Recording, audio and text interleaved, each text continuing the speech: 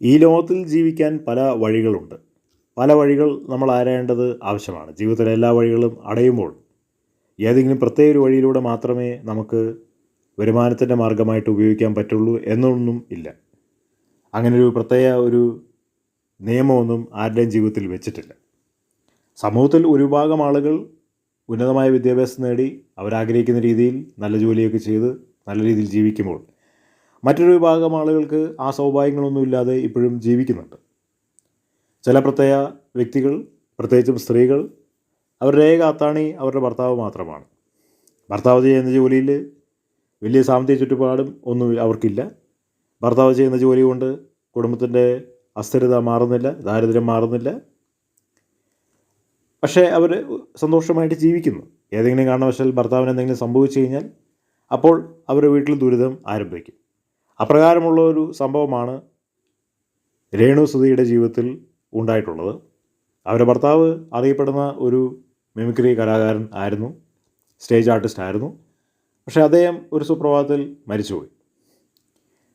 അദ്ദേഹം ജീവിച്ചുകൊണ്ടിരുന്ന സമയത്ത് തൻ്റെ കുടുംബത്തിന് വേണ്ടി കാര്യമായിട്ടൊന്നും സമ്പാദിച്ചില്ല. കാരണം കാര്യമായിട്ടൊന്നും തനിക്കൊന്നും കിട്ടിയിരുന്നില്ല. അതുകൊണ്ട് അദ്ദേഹത്തിൻ്റെ വീട് എപ്പോഴും സാധാരണക്കാരായിട്ടുള്ള ഒരാളുടെ വീട് ആയിരുന്നു. അദ്ദേഹം സാമ്പത്തിക അസമത്വത്തിലൂടെ കടന്നു പോയിട്ടുള്ള ഒരു വ്യക്തിയായിരുന്നു. കാര്യമായിട്ടൊന്നും അദ്ദേഹത്തിന് കുടുംബത്തിന് വേണ്ടി കരുതുവാൻ അദ്ദേഹത്തിന് കഴിഞ്ഞില്ല. അവിടെ അദ്ദേഹത്തിൻ്റെ ഭാര്യ ഇപ്പോൾ ഒരു വലിയൊരു വിവാദത്തിൽ പെട്ടിരിക്കുകയാണ്. അവരിപ്പോൾ ഷോർട്ട് ഫിലിംസിലൊക്കെ അഭിനയിക്കുകയാണ്. അത് പലവരും അവരെ വിമർശിക്കുന്നുണ്ട്. കാരണം ഒരുപാട് ആളുകൾ, സുധിയെ സ്നേഹിച്ചിട്ടുള്ള ആളുകൾ, തൻ്റെ ഭാര്യ ഇങ്ങനൊരു കാര്യം ചെയ്യുമെന്ന് അവർക്ക് വിചാരിക്കാൻ പോലും പറ്റുന്നില്ല.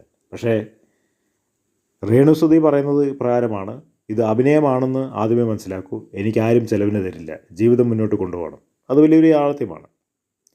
കാരണം സുധിയെ പലവരും സ്നേഹിക്കുന്നുണ്ടെന്ന് പറഞ്ഞതുകൊണ്ട് സുധിയുടെ കുടുംബത്തിന് ഭക്ഷണം കഴിക്കാൻ ഒരിക്കലും കഴിയില്ല. അപ്രകാരം നിലനിർത്തിക്കൊണ്ട് പോകണമെന്നുണ്ടെങ്കിൽ ആ കുടുംബത്തിൽ ഇരിക്കുന്ന ആളുകൾ അതിനു വേണ്ടിയിട്ട് ഇറങ്ങിത്തിരിക്കണം. ആ കുടുംബത്തിലെ ഏക അത്താണി ആയിട്ടുള്ള സുധി മരിച്ചുപോയി. അവരുടെ ഭാര്യയ്ക്ക് ഇതല്ലാതെ വേറൊരു മാർഗ്ഗമില്ല. അഭിനയിക്കുക എന്നുള്ളതല്ലാതെ വേറൊരു മാർഗ്ഗമില്ല. അവർ കണ്ടെത്തിയ ജീവിതമാർഗ്ഗം അതാണ്. അതിലൂടെ അവർക്ക് ഉന്നതിയിലേക്ക് എത്താൻ പറ്റുമെങ്കിൽ അങ്ങനെ. അതിനെ അവരെ വിമർശിക്കേണ്ട ഒരു ആവശ്യവും ഇല്ല.